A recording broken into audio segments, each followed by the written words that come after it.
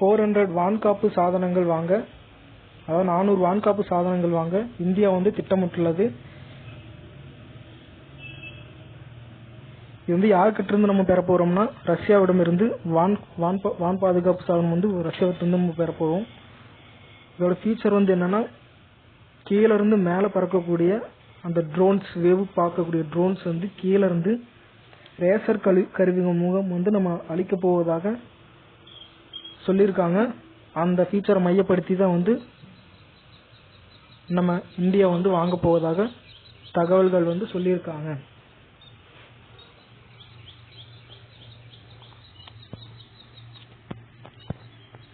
அடுத்து இந்த மந்த்ல வந்து என்ன நடந்துச்சுன்னா, உலக ஐசிசி டெஸ்ட் சாம்பியன்ஷிப்ஸ் ஃபைனல் வந்து யார் நடந்துச்சுன்னா ஆஸ்திரேலியா vs சவுத் ஆப்பிரிக்கா.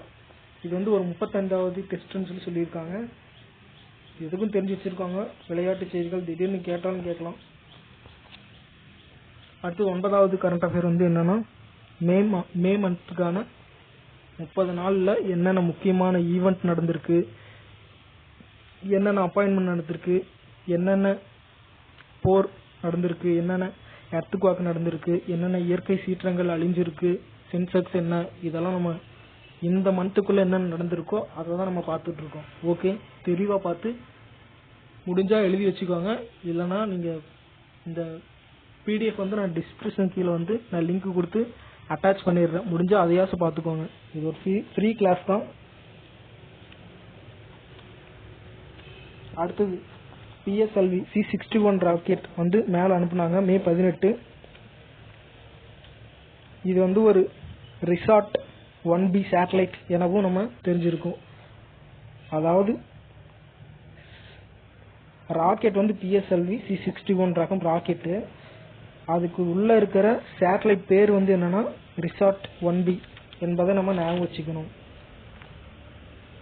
இந்த ரிசார்ட் சேட்டலைட் வந்து 101வது ராக்கெட் லான்ச்சரா செயல்படுத்தியிருக்காங்க என்று இஸ்ரோ தலைவர் திரு நாராயணன் அவர்கள் சொல்லியிருக்காங்க.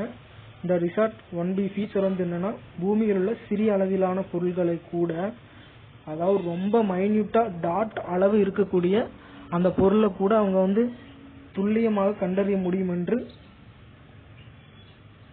சொல்லியிருக்காங்க. ஆனா இதோட மறு சோகமான நிகழ்வு என்னன்னா, இந்த லான்ச்சர் வந்து ஃபெயிலியர் ஆயிருச்சு. இதுவே வருத்தமான செய்தியாக தான் உள்ளது.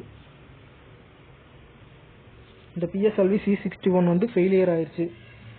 இதை முன்னிட்டு தான் இஸ்ரோ தலைவர் வந்து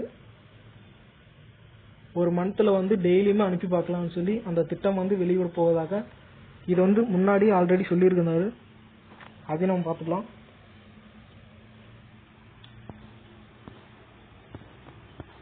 இதை பார்த்து படிச்சு எழுதி வச்சுக்கோங்க, யூஸ் ஆகணும் பின்னாடி. அடுத்தது 10வது கரண்ட் அஃபேரா என்னன்னு பார்த்தோம்னா, மன்னார் வளைகுடா தீவு வந்து சுருங்கி வருகிறது. அதோட இயற்கை சீற்றங்களால மன்னார் விரிகுடா பகுதி வந்து சுருங்கி வருகிறது. மறுசீரமைப்பு பணிக்கு வந்து செயல்பட வச்சிருக்காங்க.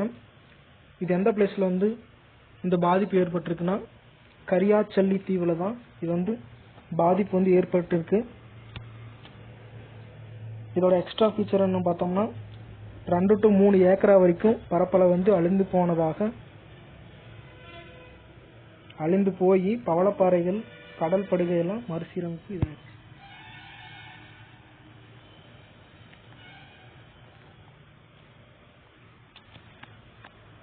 இந்த கடல் வந்து மீண்டும் மேம்படுத்தணும்னு சொல்லி டூகோங் கடல் பசு கரிமத்தை மீண்டும் பிரித்தெடுத்து அந்த உயிரினங்கள் வந்து ஆதரிச்சு பரிந்துரை செய்து கரையோரம் அந்த அழிந்து போன கடல் பசு அந்த உயிரினத்தை வந்து மீண்டும் மேம்படுத்த போவதாக சொல்லியிருக்காங்க. இது வந்து மன்னார் வளைகுடா ஒரு வளமான கடல் வாழ்விடமாக இருப்பதை உறுதி செய்யும் என்று திரு சுப்ரியா சாஹி, இவர் வந்து யாருன்னா சுற்றுலாத்துறை மற்றும் சுற்றுச்சூழல் வனத்துறை மற்றும் காலநிலை அதிகாரியான அந்த டிபார்ட்மெண்ட்டுக்கெல்லாம் தலைமைச் செயலர் வந்து இவங்க தான், சுப்ரியா சாஹி. இவர் வந்து தலைமைச் செயலர் சுற்றுச்சூழல் வனத்துறை காலநிலை தலைமைச் செயலர் அதிகாரி இவர். 11வது கருப்பு வந்து நீர்மூழ்கி கப்பல் தாக்குதலை தடுக்கும் தொழில்நுட்பம். யார் யார்கிட்ட வந்து ஒப்பந்தம் போட்டிருக்காங்கன்னா அமெரிக்கா ஸ்பார்டன் மற்றும் அதானி நிறுவனம் தான் இதுக்கு வந்து ஒப்பந்தம் பண்ணியிருக்காங்க. இதுக்கான ஒப்புதல் வந்து யார் கொடுத்திருக்காங்கன்னா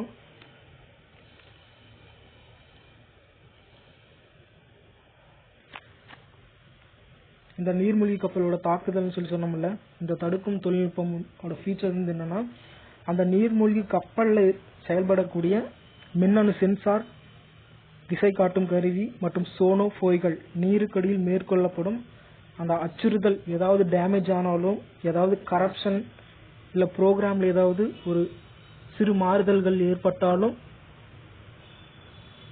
அதை தடுக்கும் வகையில இந்த நீர்மூழ்கி கப்பல் ஒப்பந்தம் வந்து போட்டிருக்காங்க. அந்த தடை எதுவும் தொடர்ந்து நடைபெறாமல் இருக்க கரெக்ஷன்களை மேற்கொள்ளதான் இந்த இது மறுபடியும் புதிதாக திட்டமிட்டுள்ளனர். இந்த நிறுவனத்தின் பெயர் வந்து என்னன்னா அமெரிக்கா ஸ்பார்டன் நிறுவனம் மற்றும் அதானி நிறுவனம்.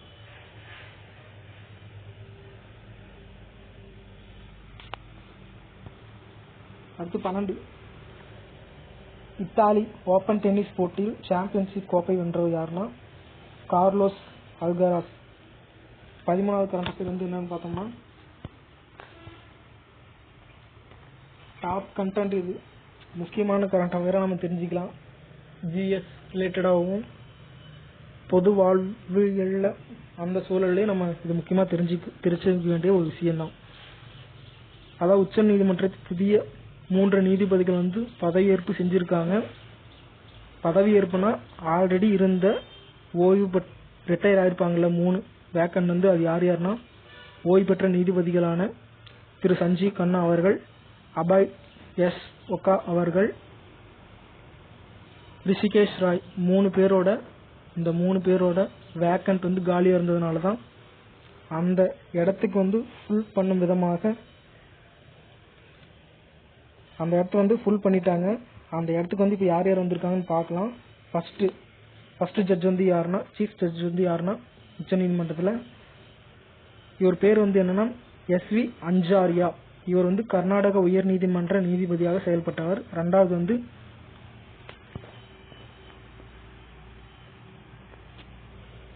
வந்து பிஷ்னோய் கவுஹாட்டி உயர் நீதிமன்றத்தில் தலைமை நீதிபதியாக இருந்தவர். 3வது வந்து அதுல் எஸ் சந்தூர்கர் மும்பை உயர் நீதிமன்ற தலைமை நீதிபதியாக பொறுப்பில் இருந்தவர்.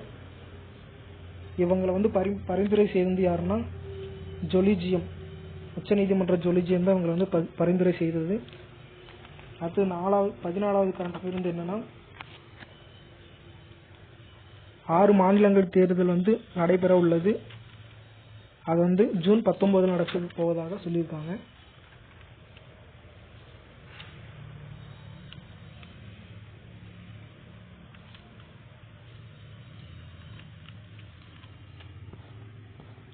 அடுத்து 15வது கரண்ட் அஃபேர் என்னன்னா மழைக்காலம் தொடர்றதுனால தனி பேரிடர் மேலாண்மை ஆணையம் உருவாக்கி தமிழ்நாடு அரசு உத்தரவு பிறப்பிக்கப்பட்டுள்ளது. தமிழ்நாட்டுக்கு மட்டும் தனி பேரிடர் மேலாண்மை ஆணையம் உருவாக்கி அரசு ஆணைகள் உத்தரவு பிறப்பிக்கப்பட்டுள்ளது. சென்னைக்கு மட்டும் தனி பேரிடர் மேலாண்மை ஆணையம் வந்து உருவாக்கியிருக்காங்க. இதன் தலைவராக செயல்படுவது யாருன்னா சென்னை மாநகராட்சி ஆணையர் அவர்கள் தான் வந்து செயல்படுவார் என்று சொல்லியிருக்காங்க.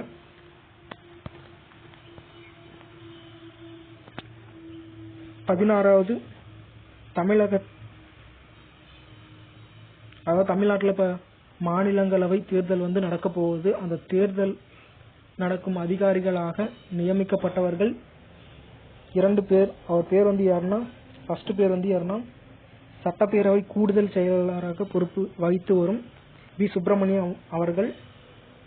2வது வந்து சட்டப்பேரவை துணை செயலர் கே ரமேஷ் அவர்கள். தமிழகத்தின் தலைமை தேர்தல் அதிகாரி வந்து இவர்களை நியமிச்சிருக்காங்க. அந்த தமிழ்நாட்டோட தலைமை தேர்தல் அதிகாரியோட பெயர் வந்து அர்ச்சனா பட்நாயக். இதெல்லாம் ஒரு முக்கியமான ஜெனரல் கொஸ்டின்ஸ். இந்த கொஸ்டின் எல்லாம் தெரிஞ்சு வச்சுக்கிறது உங்களுக்கு ரொம்ப நல்லது. ஏன்னா யாராவது உங்ககிட்ட இப்போ டிஎன்பிசி படிக்கிறவங்க எல்லாமே ஆல்ரவுண்டராக இருக்கணும். 360 டிகிரிலையும் அவங்க ஆல்ரவுண்டராக இருக்கணும். திடீர்னு கேட்பாங்க, தமிழகத்தின் தலைமை தேர்தல் அதிகாரி யாருப்பா அப்படின்னு சொல்லி கேட்பாங்க. அதுக்கு நீங்கள் அர்ச்சனா பட்நாயக் என்று சொல்லணும். நீங்கள் அந்த அளவுக்கு நீங்கள் கொஞ்சம் ஜெனரல் ஸ்டடிஸ் வந்து தெரிஞ்சு வச்சுக்கோங்க.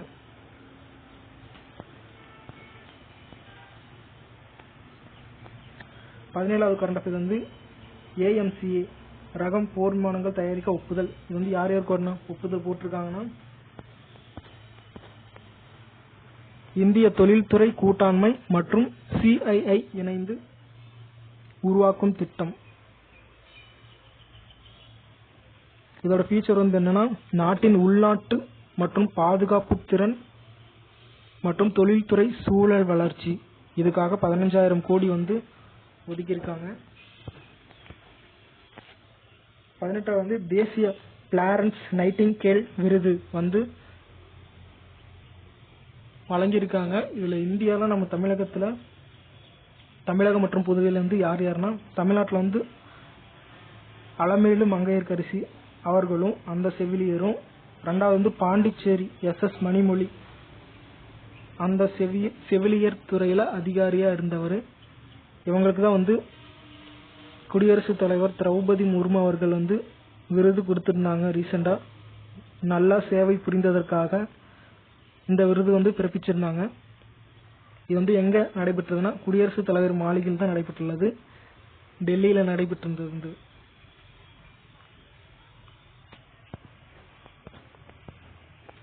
பத்தொன்பது கரண்ட் அஃபேர் வந்து என்னன்னா,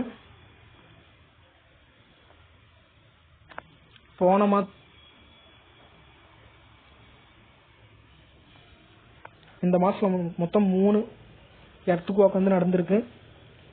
இந்த 3 நிலநடுக்கங்களும் அதோட தன்மை எவ்வளோ, எது இருக்கிறதுலே ஹையஸ்டான எர்த்குவாக்கு, அப்புறம் இருக்கிறதுலே எது ரொம்ப லோவஸ்டான எர்த்குவாக்னு சொல்லி பார்க்கலாம். ஃபர்ஸ்ட் இடத்துல இருக்கு வந்து அர்ஜென்டினா சிலி அருகே வந்து நிலநடுக்கம் தோன்றியது. இது வந்து ரிக்டர் ஸ்கேல்ல வந்து 7.4 அலகுகளாக பதிவு செய்யப்பட்டுள்ளது. இருக்கிறதுல இதுதான் அதிகம் இந்த மாசத்துல நடந்த எர்த்குவாக். இரண்டாவது கரண்ட் அஃபேர் வந்து பாகிஸ்தான் நிலநடுக்கம்.